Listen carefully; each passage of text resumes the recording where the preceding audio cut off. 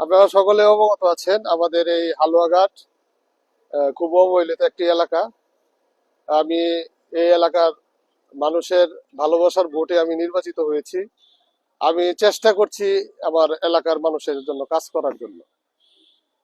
আমাদের এই বিভিন্ন অফিসে তো কিছু জটিলতা আছে এবং সব জায়গায় অপ্রাপ্তির একটা অভিযোগ আছে যে এটা পাচ্ছি না, এটা পাচ্ছি না। আমাদের কর্মকর্তারা আন্তরিকতার সহিত চেষ্টা করছেন।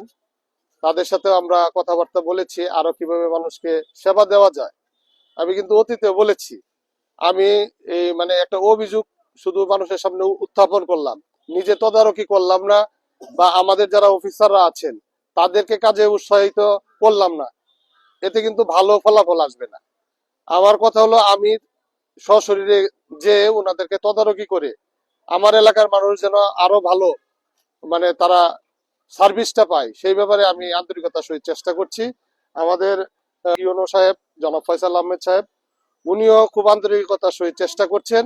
উনাকে বলার সাথে সাথে উনি অফিস থেকে আমার সাথে বেড়ে আমরা সাব রেজিস্ট্রি অফিসে গিয়েছিলাম, আমরা পশু হাসপাতালে গিয়েছিলাম, এবং হাসপাতালে আজকে আমাদের ইউনো সাহেব অনেকটা জোর করে নিয়ে আসলো যে আমি আসছি, চলেন একটু হাসপাতালে যাই, কারণ ইতিমধ্যে আপনারা দেখেছেন হাসপাতালে আমরা একদিন ভিজিট করে গিয়েছি।